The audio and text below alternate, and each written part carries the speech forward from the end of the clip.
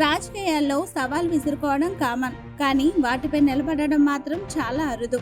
ఎన్నికల సమయంలో అప్పుడున్న వాడి వేడిలో సవాల్ విసురుకోవడం, ఆ తర్వాత పలు కారణాలు చెప్పి తప్పించుకోవడం పరిపాటి. కానీ మాజీ మంత్రి, సీనియర్ రాజకీయ నాయకుడు, వైసీపీ నేత ముద్రగడ పద్మనాభం మాత్రం అందుకు మినహాయింపు అని చెప్పాలి. గత ఎన్నికల ప్రచార సమయంలో జనసేన అధినేత పవన్ కళ్యాణ్ పై తీవ్రంగా విరుచుకుపడ్డారు ముద్రగడ. పవన్ ను పిఠాపురంలో ఓడిస్తానని ఛాలెంజ్ చేశారు.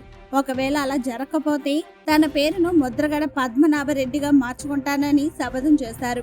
అయితే ఎన్నికల్లో పవన్ పిఠాపురం నుంచి బంపర్ మెజార్టీతో గెలుపొందారు. సవాల్ ఓడిపోవడంతో మాటకు కట్టుబడి పేరు మార్చుకున్నారు ముద్రగడ. జూన్ 4న ఎన్నికల ఫలితాలు వచ్చాయి. 5వ తేదీన ముద్రగడ మీడియా ముందుకు వచ్చారు. తాను సవాల్ చేసి ఓడిపోయానని, చెప్పినట్టే పేరు మార్చుకుంటాను అన్నారు ముద్రగడ పద్మనాభం. అన్నమాట ప్రకారం తన పేరు పద్మనాభరెడ్డిగా మార్చమని గెజిట్ పబ్లికేషన్ కోసం అంతా రెడీ చేసి డాక్యుమెంట్లు పంపించారు. ఇది ఇప్పుడు అధికారికంగా ఓకే అయ్యి గెజిట్ వచ్చింది. సో ఇకపై ఆయన పేరు అధికారికంగా ముద్రగడ పద్మనాభరెడ్డి అయ్యింది.